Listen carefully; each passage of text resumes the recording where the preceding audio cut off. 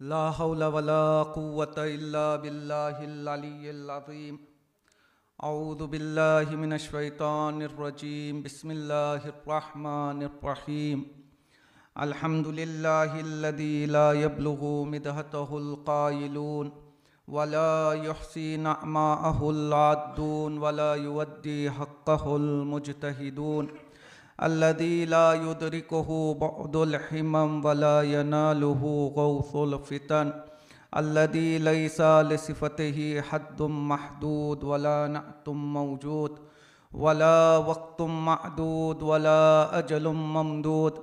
फ़तरल ख़लाइक़ बिक़ुद्रतिही व नशरर रियाहा बिरहमतिही व वत्तदा बिस्सुखूरि मयदाना अर्दिही। सुम्मस्सलातु वस्सलाम वत्तहिय्यतु वल-इकराम अलन नबिय्यिल मक्किय्यिल मदनिय्यिल क़ुरशिय्यिल हाशिमी अल्लज़ी सुम्मिय फ़िस्समाइ बिअहमद व फ़िल अर्दि बिअबिल क़ासिम मुहम्मद व अला आलिहि अत-तय्यबीन अत-ताहिरीन अल-मअसूमीन सियमा बक़ियतुल्लाहि फ़िल अरदीन। रूही व अरवाहुल आलमीन लितुराबि मक़दमिहिल फ़िदा व लअनतुद दाइमतु अला अअदाइहिम अजमईन मिन लहज़तिना हाज़िही इला लिक़ाई यौमिद्दीन। अम्मा बअद फ़क़द क़ालत ज़ैनब सलामुल्लाहि अलैहा फ़ी मजलिसिल अश्क़िया व मा रअयतु इल्ला जमीला। सलावत।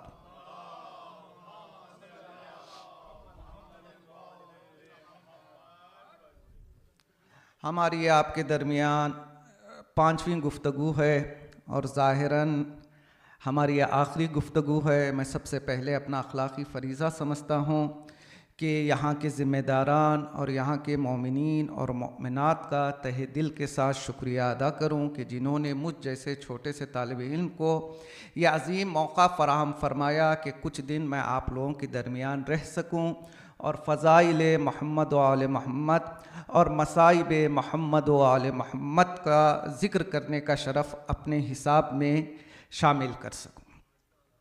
आज की गुफ्तगू का आगाज़ मैं एक छोटी सी हिकायत के साथ करना चाहूँगा। इस हिकायत को मौलाना रूम ने अपनी किताब मसनवी में तहरीर फरमाया। मसनवी एक ऐसी किताब है कि मौलाना रूम ने अशआर के ज़रिए दास्तानों को बयान किया है और ये दास्तानें हकीकत पर मबनी नहीं हैं बल्कि कुछ आर्टिफिशियल स्टोरीज़ वो बनाते हैं, अपनी किताब में शेर की शक्ल में नकल करते हैं। मकसद ये है कि स्टोरी के आखिर में एक मॉरल लेसन दुनिया तक पहुंचाया जाए। बहुत अच्छी किताब है। मौलाना रूम अपनी किताब मसनवी में ये दास्तान तहरीर फरमाते हैं। किसी जगह पर एक बादशाह रहा करता था और अपनी तफरीह के लिए, अपने एंटरटेनमेंट के लिए जगह जगह से लोगों को बुलाता, लोग अपना करतब बताते और बादशाह की तफरीह हो जाती। एक मर्तबा हुआ ऐसे कि बादशाह की खिदमत में एक ही वक्त में दो ग्रुप आ गए।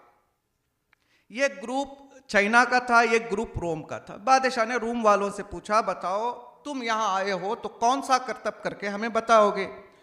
रूम वालों ने बताया कि बादशाह सलामत, अगर आप हमें कुछ बोर्ड्स दे दें, कुछ पेंट्स दे दें, कुछ ब्रशेस दे दें, एक लोकेशन दे दें, तो हम चाहते हैं कि आपकी खिदमत में एक ऐसा आर्ट और एक ऐसी तस्वीर बनाकर पेश करें। हमें यकीन है कि जब आप हमारी बनाई हुई तस्वीर को देखेंगे तो आप यही कहेंगे कि इससे पहले आपने इतनी खूबसूरत तस्वीर कभी नहीं देखी। बादशाह ने चाइना वालों से पूछा, बताओ आप क्या करोगे। तो चाइना वालों ने बताया, रूम वालों को अपनी तस्वीर तैयार करने के लिए बोर्ड्स की ज़रूरत है, पेंट्स की ज़रूरत है, ब्रशेस की ज़रूरत है। हमारा दावा यह है कि हम बग़ैर देखे हुए, बग़ैर पेंट के, बग़ैर टूल्स के बिल्कुल वैसी तस्वीर बनाकर आपको पेश करेंगे जिस तरह की तस्वीर रूमी बनाकर पेश करेंगे। सिर्फ हमारी एक ही शर्त है कि हमें एक लोहे की जंगशुदा दीवार दे दीजिए, कुछ लोहे की पट्टियां दे दीजिए। लोकेशन हमारा ये होगा कि जिस जगह पर रूम वाले तस्वीर बनाएंगे बिल्कुल उसके ऑपोजिट साइड में हम अपनी तस्वीर बनाएंगे और दरमियान में आप एक बैरियर और एक बड़ा पर्दा भी लगा सकते हैं ताकि हम उनकी तस्वीर को देख ना सकें। तय हो गया। लेकिन बादशाह को ताज्जुब हुआ कि जो चाइनीज़ जो ये कह रहे हैं कि बग़ैर देखे हुए हम वैसी तस्वीर बना देंगे बग़ैर टूल के, पता नहीं कर भी पाएंगे या नहीं कर पाएंगे। बहरहाल दोनों को अपना अपना लोकेशन दे दिया गया। जब रिजल्ट का दिन आया, बादशाह पहले रूमियों के पास जाता है, वाक़ईन ताज्जुब में पड़ जाता है। रूमियों से कहता है कि हाँ, मैंने अब तक ऐसी तस्वीर अपनी ज़िंदगी में कभी नहीं देखी है, लेकिन फ़ैसला अभी नहीं होगा, अभी चाइनीज़ लोगों की तस्वीर देखना बाकी है। दरमियान से पर्दा हटाया जाता है। बादशाह का ताज्जुब और बढ़ जाता है। बादशाह चाइनीज़ लोगों से पूछता है कि अगर रूमियों ने अपनी जो है तस्वीर तैयार की तो उनके पास टूल्स थे, उनके पास पेंट्स थे, उनके पास बोर्ड्स थे, उन्होंने तस्वीर बना ली, तुम लोगों ने बग़ैर टूल्स के, बग़ैर देखे हुए बिल्कुल वैसी ही तस्वीर जैसे रूमियों ने बनाई है तुमने कैसे तैयार कर ली?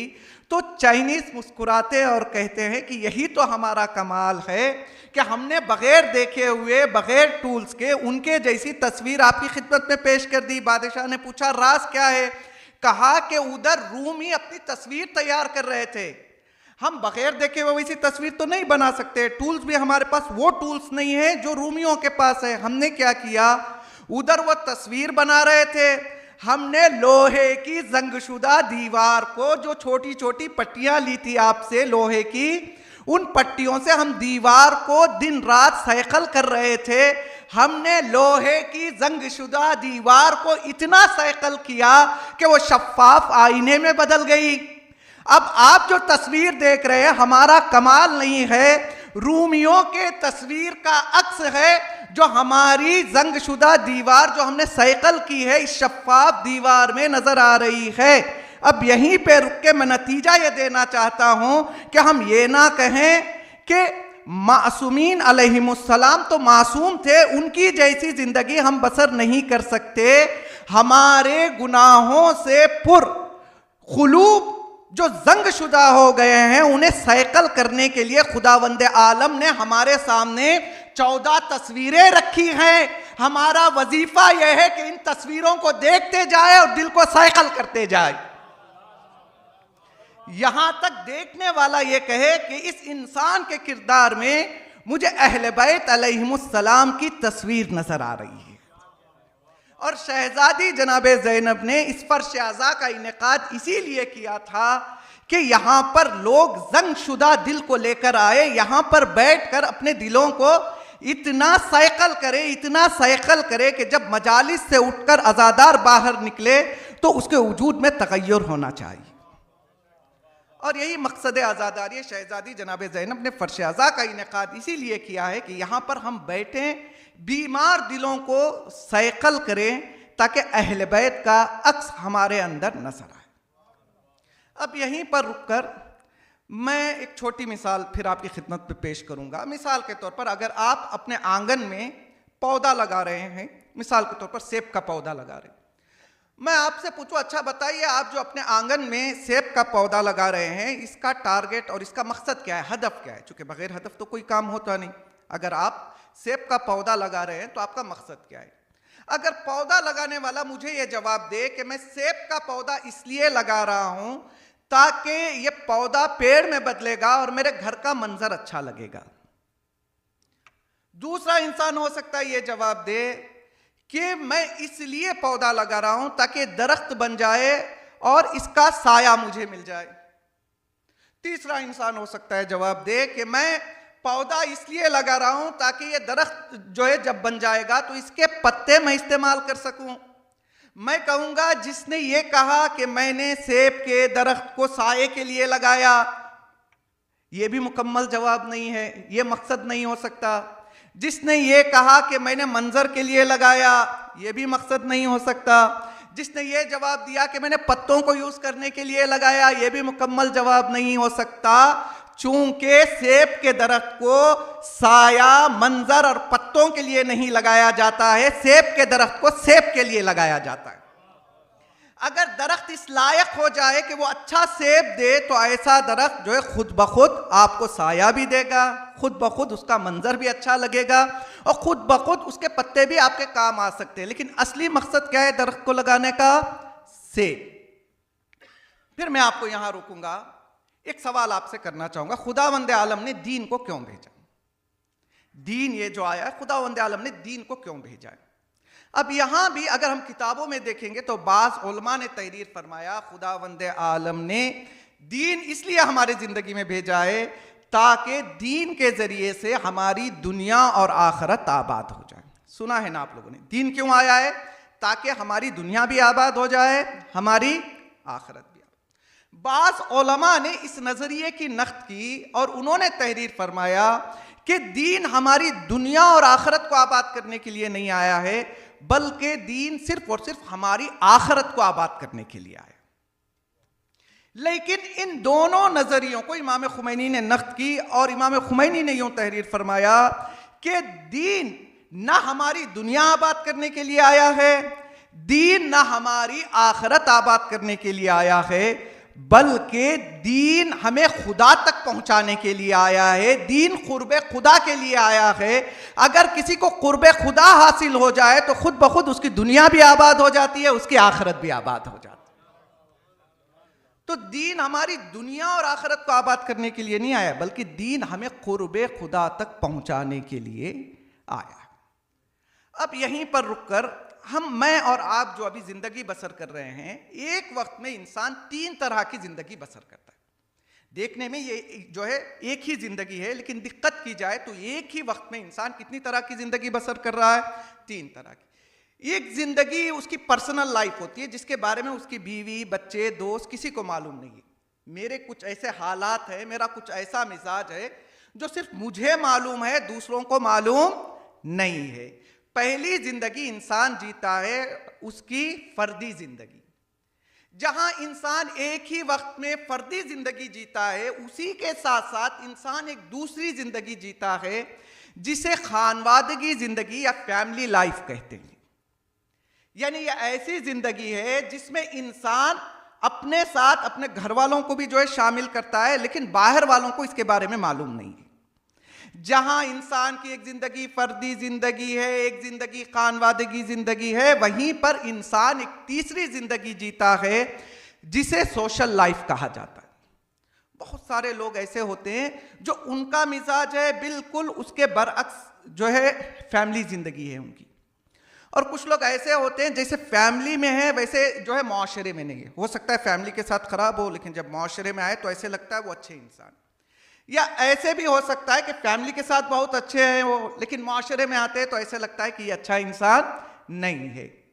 यानी एक ही वक्त में इंसान 3 तरह की जिंदगियों को बसर करता है, और इन 3 जिंदगियों को इंसान अगर जीना चाहता है तो हमारे सामने 3 तरह के मॉडल्स हैं।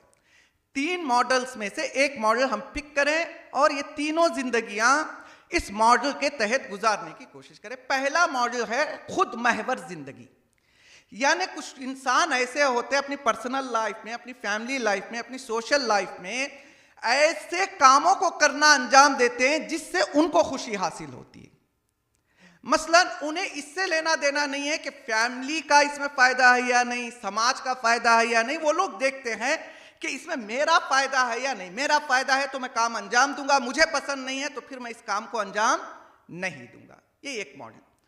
दूसरा मॉडल है लोग महवर जिंदगी। बहुत सारे लोग ऐसे भी हमें मिल जाते हैं, जिंदगी बसर करते हैं लेकिन वो काम अंजाम देना पसंद करते हैं जिन कामों को लोग पसंद करते हैं। हमेशा हर काम में जहन ये होता है कि अगर मैं ऐसे पहनूंगा तो लोग क्या कहेंगे, अगर मैं ऐसे चलूंगा तो लोग क्या कहेंगे, अगर मैं ऐसे जिंदगी बसर करूंगा तो लोग। यानी कुछ लोग ऐसी जिंदगी गुजारते हैं जो खुद महवर जिंदगी होती है, कुछ लोग ऐसी जिंदगी बसर करते हैं जो लोग महवर जिंदगी होती है। और कुरान मजीद एक मॉडल देता है।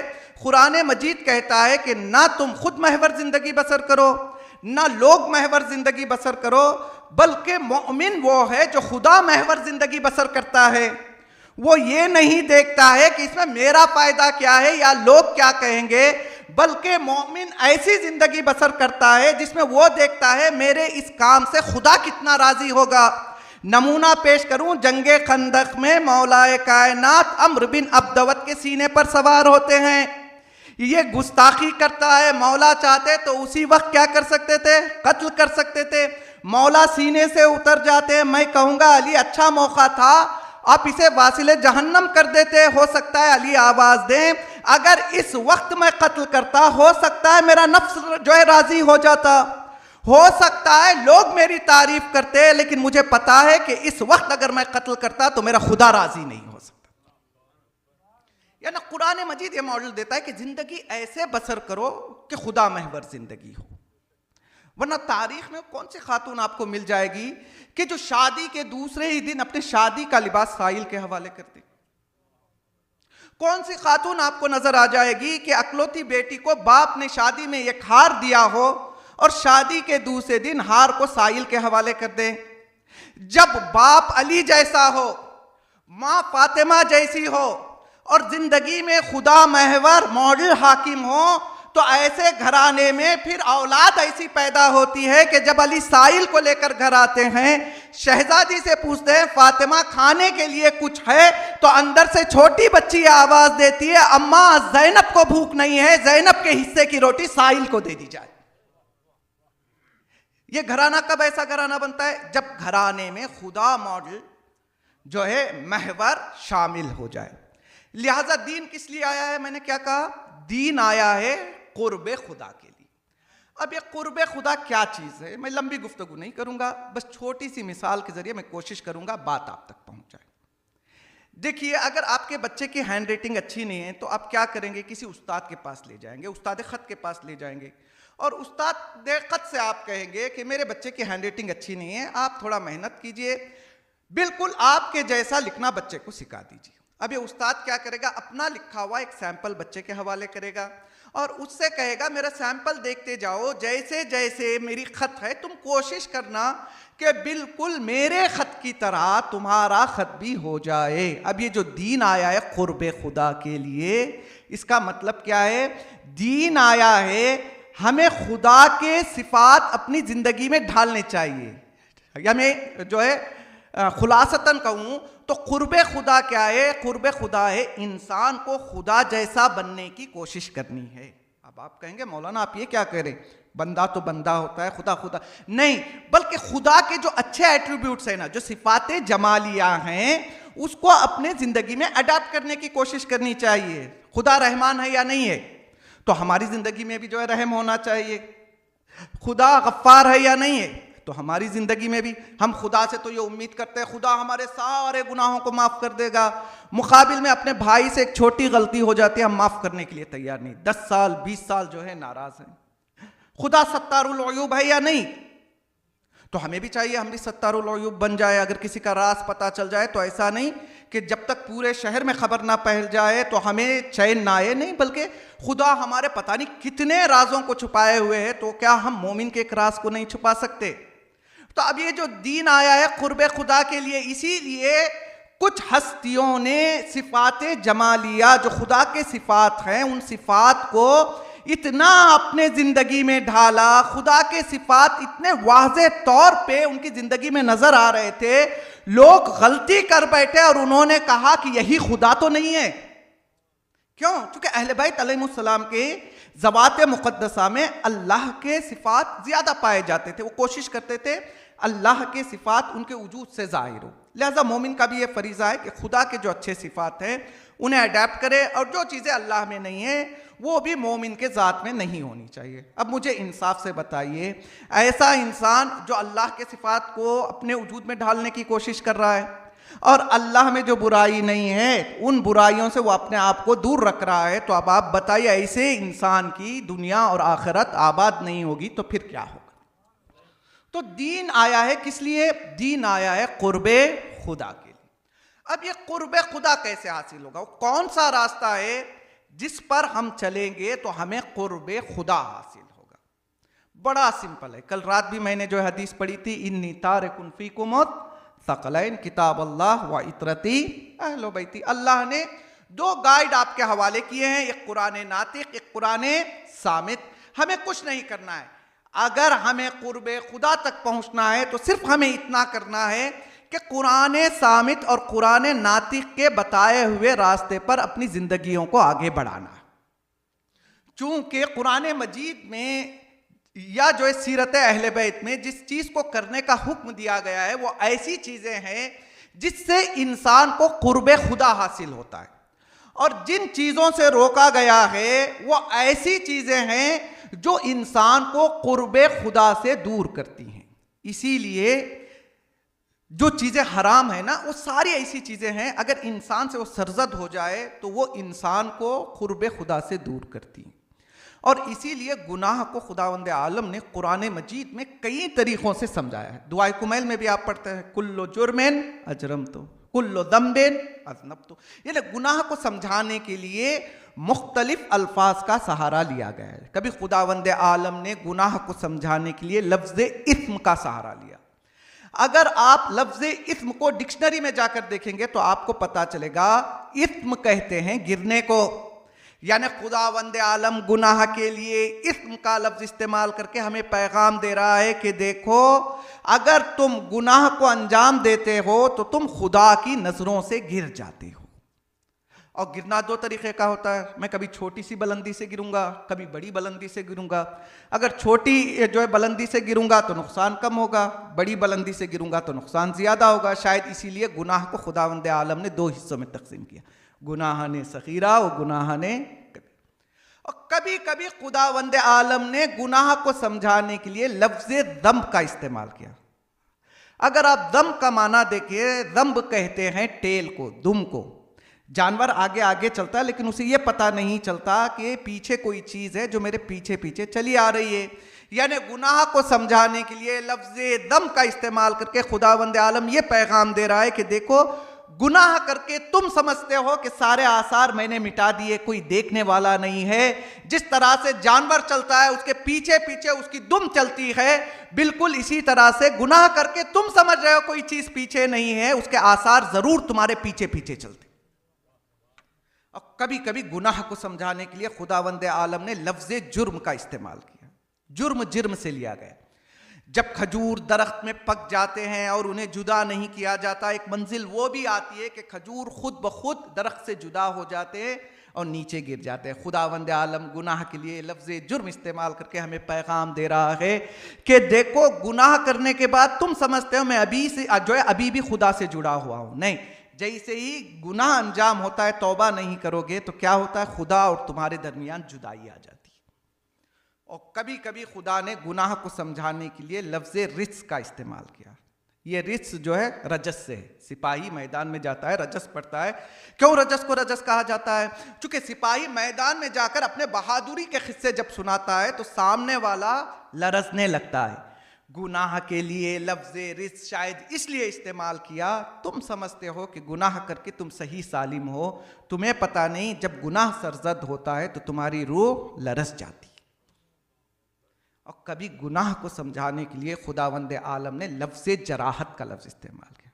जर्राह, सर्जन को जर्राह कहते हैं अरबी में, यानी जख्म लग जाना, चीरे का पड़ जाना।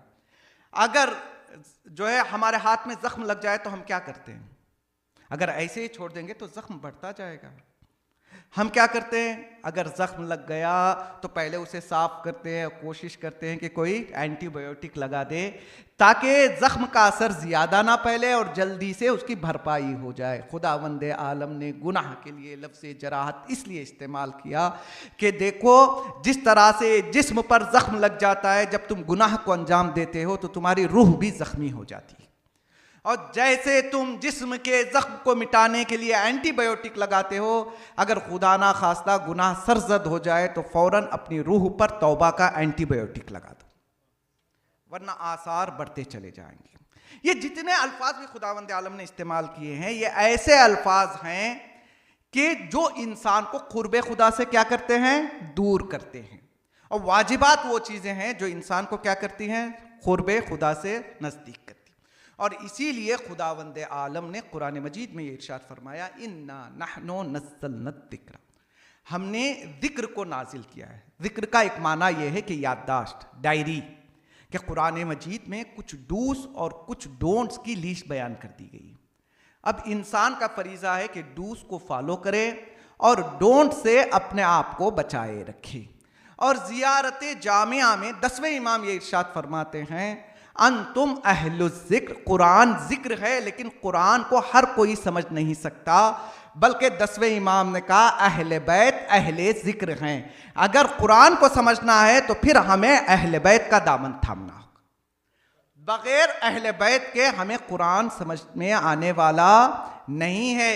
इसी ज़ियारत जामिया में 10वें इमाम ने यह इरशाद फरमाया, अहले बैत कौन है? अल-मुज़हिरीना लिअवामिरिल्लाहि व नहिये।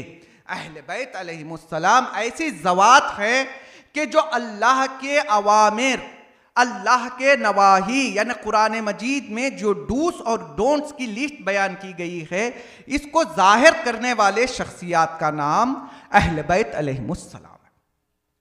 क्यों सिर्फ अहले बैत ही कुरान को दर्क कर सकते हैं, मैं और आप क्यों दर्क नहीं कर सकते?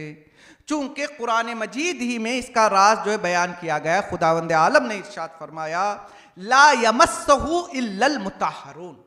कुरान मजीद ऐसी किताब है जिसे जो है ताहिर और मुताहिर अफराद के अलावा कोई टच नहीं कर सकता। अब हो सकता है आप कहें कि हम भी टच कर रहे हैं, सिर्फ मुसलमान क्या, बहुत सारे ऐसे लोग हैं जो कुरान को जो है टच करना तो दूर बल्कि पता नहीं क्या क्या गुस्ताखियां करते हुए नजर आ रहे हैं। फिर कुरान ये क्यों कह रहा है ला यमस्सहु इल्लल मुतahharun? कुरान मजीद को मुताहर अफराद के अलावा कोई मस नहीं कर सकता। उलमा ने तहरीर फरमाया, यहाँ मस से मुराद जाहिरी मस नहीं है बल्कि बातिनी मस है। कुरान की हकीकत को अहले बैत के अलावा कोई और दर्क कर ही नहीं सकता। नहीं, मैं यहां मिसाल का सहारा लूंगा। अगर एक बीज को ले लें, आप एक सीड, एक बीज जो होता है वो मेरे हाथ में दे दें, मैं क्या करूंगा बीज को? मैं बीज को थोड़ी देर अपने हाथ में रखूंगा, थोड़ी देर उससे खेलूंगा, फिर उसे फेंकूंगा, जो है आगे बढ़ता रहूंगा। अगर यही बीज खाक के हवाले हो जाए तो खाक बीज के साथ क्या सलूक करती है? वो खाक के हवाले अगर बीज होता है तो खाक उसे दरख्त में बदल देती है। बिल्कुल इसी तरह से कुरान मजीद हम भी पढ़ते, अकीमुस्सलाह हमारे लिए अकीमुस्सलाह ही है, लेकिन यही अकीमुस्सलाह जब अहले बैत के हवाले होता है तो जो है अहले बैत अलैहिमुस्सलाम ये एक अकीमुस्सलाह से हजारों अहकाम हमारे सामने लाकर बयान कर देते। अल्लाहुम्मा सल्ली। और ये काम सिर्फ मासूमीन का नहीं है बल्कि अहले बैत अलैहिमुस्सलाम के घराने में कुछ ऐसी हस्तियां भी परवरिश पा रही हैं कि जिनके अंदर भी ये कैपेसिटी है कि वो अल्लाह के अवामिर और नवाही को हम तक पहुंचा सकते हैं। यहाँ तक मेरा मुकद्दमा था। इंशाल्लाह मुख्तसर वक्त में मैं मुख्तसर बातें आप तक पहुँचाऊँगा। वक्त के अंदर ही मैं अपनी जो है मजलिस को तमाम करने की कोशिश करूँगा। अहले बैत अलैहिमुस्सलाम के घराने में कुछ हस्तियाँ ऐसी भी पाई जाती हैं जो मासूम मिन अल्लाह तो नहीं है, लेकिन उनके अंदर ये कैपेसिटी है कि अल्लाह के अवामिर और नवाही को दुनिया तक पहुँचा सकते हैं। बहुत सारी शख्सियात हैं, उन्हीं शख्सियतों में से एक शख्सियत का नाम है हज़रत ज़ैनब कुबरा सलामुल्लाहि अलैहा। चूंकि शहजादी जनाबे ज़ैनब के लिए वक्त के इमाम ने यह सनद दी, कहा कि बेहम्दिल्लाह या अम्मा अंति आलिमतुन गैर मुअल्लमा व फहिमतुन गैर मुफहमा। ए फूफी जान, अल्हम्दुलिल्लाह आप ऐसी आलिमा हैं कि जिसे मुअल्लिम की ज़रूरत नहीं है, आप ऐसी समझदार हैं, आप ऐसी फहीमा हैं कि जिसे किसी समझाने वाले की ज़रूरत नहीं। और शेख मुफीद ने अपनी किताब में शहजादी के हवाले से यह तहरीर फरमाया, जब तक चौथे इमाम अच्छी तरह से सेहतयाब नहीं हो गए, कानन नासो युराजिऊना इलैहा फी हलालिही व हरामिही हत्ता शुफियल इमाम अन मरज़े। शेख मुफीद तहरीर फरमाते हैं कि लोग हलाल और हराम के मसाइल को लेकर शहजादी की तरफ मुराजा करते थे, यहाँ तक के चौथे इमाम अच्छी तरह से सेहतयाब हो गए। यानी जब तक चौथे इमाम बीमार थे उस वक्त तक शहजादी जनाबे ज़ैनब की ज़ात वो ज़ात है जो लोगों के दरमियान हलाल और हराम को पहुंचा रही है। शहजादी की ज़िंदगी से मैं एक जो है रिवायत पेश करूंगा, फिर इंशाअल्लाह उसका एक प्रैक्टिकल नमूना और आपकी जहमत तमाम।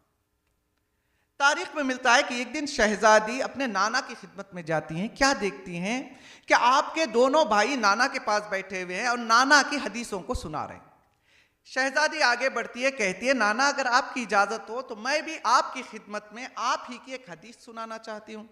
नाना ने इजाज़त दी, नवासी ने हदीस सुनाना शुरू किया। कहा, नाना मैंने आपसे सुना है कि आपने एक दिन ये इरशाद फरमाया, अल हलालो बय्यनुन वल हरामो बय्यनुन, हलाल भी मुअय्यन है, हराम भी मुअय्यन है, और इंसान की कामयाबी इसी में है कि वह हलाल को इख्तियार करे, हराम से अपने आप को दूर रखे। देखिए कभी कभी क्या होता है, हम लोग हलाल की तलाश में निकलते हैं। मिसाल तौर पर मैं यहाँ ह्यूस्टन में खाना खाने जाऊँ आपके साथ, हो सकता है कि हम लोग जब खाने की तलाश में निकलें तो हम पहले क्या देखते हैं, हलाल रेस्टोरेंट देखते हैं ना, पहले मुतमईन हो जाते हैं कि भाई ये हलाल जगह है या हलाल जगह नहीं है। अगर हलाल का साइन बोर्ड ना हो तो हम क्या करते हैं, वापिस आ जाते हैं। मैं कहूँगा सिर्फ साइन बोर्ड देखकर खाने से खाना हलाल नहीं हो जाता, साइन बोर्ड से पहले हमें अपनी जेब पर भी एक नजर कर लेनी चाहिए, यह हलाल तरीके से आया है या हराम तरीके से आया। अगर पैकेट में हराम हो और मैं पूरा शहर ढूंढूं कि हलाल साइन बोर्ड कहां पर है, मैं खाना खाऊं, तो फिर इससे कुछ फायदा होने वाला नहीं।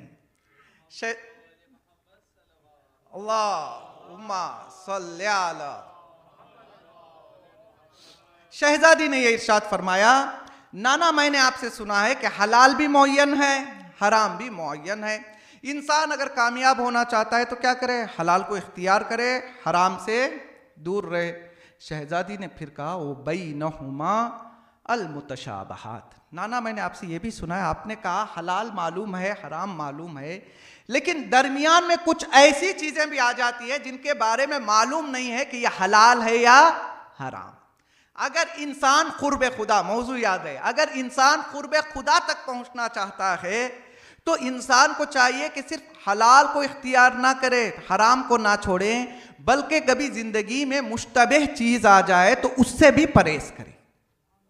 मिसाल तौर पर ऐसी चीज जिसके बारे में मालूम नहीं यह हलाल है या हराम है, ठीक है, आप अगर खा लेंगे तो हो सकता है गुनाह ना हो, लेकिन इंसान अगर मंजिले कमाल तक पहुंचना चाहता है तो ऐसी चीजों से भी क्या करे, वो परहेज करे।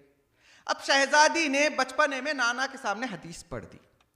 अगर हम तारीख में ढूंढे तो क्या इस हदीस का कोई प्रैक्टिकल नमूना शहजादी की जिंदगी में हमें मिलता है?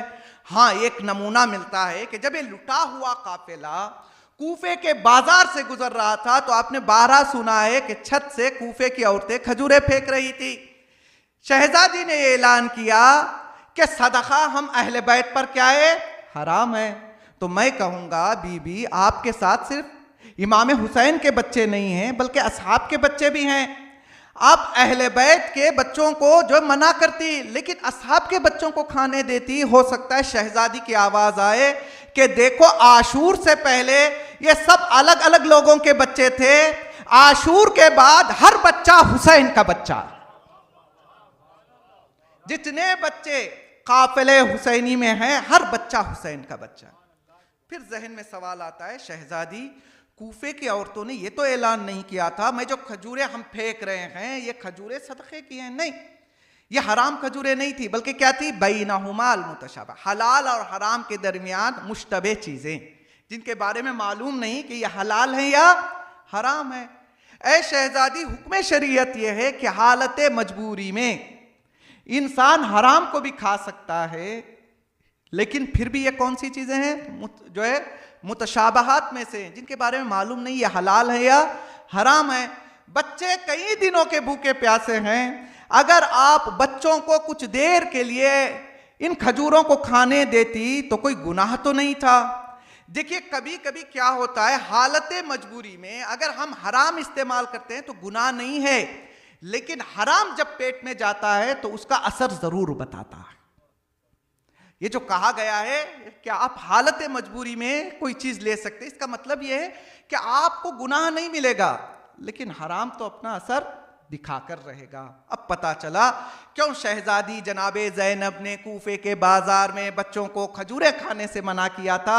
शहजादी ने कहा कि अगर बच्चे खजूर खा लेंगे तो गुनाह नहीं होगा, लेकिन हो सकता है ये माल हराम हो। हराम अगर पेट में जाता है तो पहला असर यह दिखाता है कि इंसान हक के सामने हक के लिए खड़े होने की ताकत को खो देता है। शहजादी ने कहा अगर बच्चों के पेट में हराम चला जाएगा तो पहला असर यह होगा कि बच्चे हक बोलने की ताकत को खो देंगे। अभी हमने कूफे को फतह किया है, शाम को फतह करना अभी बाकी। अल्लाहु अकबर।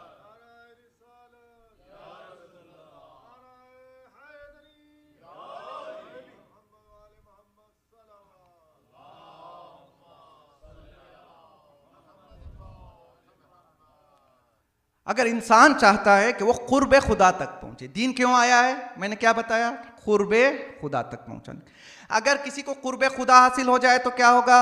उसकी दुनिया भी आबाद हो जाएगी, उसकी आखिरत भी आबाद। यहां पर एक इश्काल फिर इंशाल्लाह रब्ते मसाइब होगा। हो सकता है कोई कहे मौलाना आप तो कह रहे हैं कि जो कुर्बे खुदा तक पहुंच जाता है फिर उसकी दुनिया भी आबाद हो जाती है और उसकी आखिरत भी आबाद हो जाती है, जबकि हम दुनिया में देखते हैं कि बहुत सारे ऐसे लोग हैं, मुत्तकी हैं, परहेजगार हैं, नमाजी हैं, उसके बावजूद हम ये देखते हैं कि उनकी दुनिया आबाद नहीं है। जवाब ये होगा, मैंने ये नहीं कहा कि आपकी नजरों में उसकी दुनिया आबाद होगी, बल्कि खुद उसकी नजरों में उसकी दुनिया आबाद होगी। शायद इसीलिए दरबारी इब्ने जियाद में जब जालिम ने शहजादी से पूछा या ज़ैनब कई फराई थी सुन अल्लाह बेअखीकिल हुसैन, अल्लाह ने जो तुम्हारे भाई हुसैन के साथ किया तुम उसको कैसे देख रही हो? तो शहजादी ने यही तो जवाब दिया था, जालिम तू अपनी नजरों से देख रहा है तो तुझे ज़ैनब की दुनिया बर्बाद नजर आ रही है, जरा तू ज़ैनब के मानवी आंखों से देख। वमा राइतु इल्ला जमीला, ज़ैनब ने करबला में खूबसूरती के अलावा कुछ देखा ही। सिर्फ शहजादी जनाबे ज़ैनब की शख्सियत नहीं, मैंने इससे पहले भी इशारा किया था, चूंकि शहजादी जनाबे ज़ैनब फ्रंट पर थी तो दूसरी बीवियों के बारे में तारीख में ज़्यादा तस्करा नहीं मिलता है, वरना शहजादी उम्मे कुलसूम भी कमालात के अजीम मंजिल पर फाइज थी। सिर्फ शहजादी जनाबे ज़ैनब नहीं, सिर्फ शहजादी जनाबे उम्मे कुलसूम नहीं, बल्कि इमाम हुसैन अलैहिस्सलाम की 4 साला बच्ची भी कमाल पर नजर आती है। आपने शाम गरीबा 12 मसाइब में सुना है कि एक शख्स आता है, बच्ची के गोशवारे उतारना चाहता है, बच्ची क्या कहती है? अगर तुझे कुछ लेना है तो करीब ना, तू वहीं पे रुक, मैं दे दूंगी। इस मसाइब के जुमले में एक फजीलत का गोशा छुपा हुआ है। हुसैन की 4 साला बच्ची शाम गरीबा एक नामहरम को अपने करीब आने नहीं दे रही है। क़यामत तक के लिए हमारे ख़वातीन के लिए दर्स है कि इतने सख्त हालात में हुसैन की 4 साला बच्ची है जिसे महरम और नामहरम का ख्याल है। अगर कोई अपने आप को कनीज़े सकीना भी कहे और जो है अपनी ज़िंदगी में महरम और नामहरम का ख्याल ना रखे, तो बताइए क्या वो जवाब देने के लायक है? फिर आपने मसाइब में सुना कि बच्ची कुछ देर आगे बढ़ती है तो क्या कहती है? एक शख्स से मुलाकात होती है, बच्ची पूछती है क्या है आने वाले, तू मुझे बता दे यहाँ से नजफ का रास्ता कहाँ से होकर जाता है। यानी शहजादी सकीना सिर्फ नजफ का रास्ता पूछ नहीं रही है, बल्कि ज़माने को पैगाम दे रही है कि देखो हुसैन की बेटी करबला से तुम्हें पैगाम दे रही है, अगर तुम मुसीबतों में गिरफ्तार हो जाओ, अगर कोई चीज़ तुम्हें बचा सकती है तो सिर्फ और सिर्फ वो जो है मेरे जद अली का रोज़ा और शहर नजफ है जो मोमिन को मुश्किलात से बाहर निकाल सकता है। यानी एक तरफ से ये ख़वातीन मसाइब का सफ़र भी जारी कर रहे हैं और हर कदम पर कोई ना कोई दर्स जो है पहुंचाते हुए ये काफिला आगे बढ़ रहा है। वो वक्त भी आता है कि जब शहजादी जनाबे ज़ैनब सख्तियों को झेलते हुए भाई के पैगाम को दुनिया तक पहुंचा देती है, जालिम के घर में हुसैन का फर्श अज़ा बिछाती है, भाई का चहलम करने के लिए करबला जाती है, और जब ये लुटा हुआ काफिला मदीने के करीब पहुंचा और बशीर मदीने की गलियों में ये ऐलान कर रहा था कि हुसैन का लुटा हुआ काफिला वापस पहुंच चुका है, तो तारीख बताती है कि जैसे ही मोहम्मद हनफिया ने इस खबर को सुना तो मोहम्मद हनफिया इस काफिले के इस्तकबाल के लिए आगे बढ़ते हैं। अजीब मंजिल है कि मोहम्मद हनफिया ने देखा जैसे ही मोहम्मद हनफिया इस काफिले के करीब जाते हैं तो एक बूढ़ा है जो बार बार मोहम्मद हनफिया को चचा मोहम्मद हनफिया कहकर खिताब कर रहा है। मोहम्मद हनफिया ने ताज्जुब से पूछा, ये ज़ईफ इंसान कौन है जो बार बार मुझे चचा कह रहा है? इमाम ने कहा, चचा मोहम्मद हनफिया, आपने भी मुझे ना पहचाना। अरे करबला के बाद हम पर इतने मसाइब आन पड़े, ये जवान ज़ैनुल आबिदीन आपको ज़ईफ नजर आ रहा है। लो आज़ादारो, जब ये लुटा हुआ काफिला मदीने के अंदर पहुंचा, शहजादी ने कहा, मुझे पहले अपने माँ की मज़हब जो है मज़ार पर जाना है, मुझे पहले अपने नाना के रोजे पर जाना है। शहजादी नाना के रोजे पर जाती है, करबला के मसाइब सुनाती है। वो मंजिल भी आती है जब शहजादी अपने आप को माँ के मज़ार पर पहुंचाती है, बयान करना शुरू करती है, ऐ अम्मा, तुम्हारी ज़ैनब सफर से वापस आ गई। ऐ अम्मा, जब भी कोई सफर से वापस आता है तो अपने साथ तोहफों को लेकर आता है। ऐ अम्मा, तुम्हारी ज़ैनब भी तोहफे लाई है। अम्मा, यकून से भरा कुर्ता है। अम्मा, अगर यहाँ मजमा मौजूद ना होता, रात की तारीकी होती, तो अम्मा ज़ैनब अपने बाजू बताती। अम्मा ज़ैनब के बाजू थे जालिम के रिस्मा। अला लअनतुल्लाहि अलल कौमिज़ ज़ालिमीन, सयअलमुल लज़ीना ज़लमू अय्य मुनक़लिबिन यनक़लिबून। बारे इलाह परवरदिगारा, हमारे इस मुख्तसर से इबादत को कबूल फरमा। बारे इलाह परवरदिगारा, हमारे तमाम गुनाह सगीरा और कबीरा को माफ़ फरमा। बारे इलाह परवरदिगारा, हमें आइंदा गुनाह न करने की तौफ़ीक़ अता फरमा। बारे इलाह परवरदिगारा, जहाँ कहीं भी मोमिनीन और मोमिनात परेशान हाल है, सबकी परेशानियों को दूर फरमा। बारे इलाह परवरदिगारा, जहाँ कहीं भी मोमिनीन और मोमिनात बे औलाद है, सबको औलाद सालेह अता फरमा। बारे इलाह परवरदिगारा, जहाँ कहीं भी मोमिनीन और मोमिनात बीमार हैं, सबको जल्द अज जल्द सेहत कामिल व आजिल मरहमत फरमा। बारे इलाह परवरदिगारा, परचम इस्लाम को सर बुलंद फरमा, परचम कुफ्र व निफाक को सर नगून फरमा। तेरे वली ख़ास इमाम के ज़हूर में ताजील फरमा और इंद ज़हूर हम सबको इस लायक बना कि हम आका के आवान व अंसार में शुमार हो सकें। रब्बना तक़ब्बल मिन्ना इन्नका अंतस समीउल अलीम। मातम हुसैन।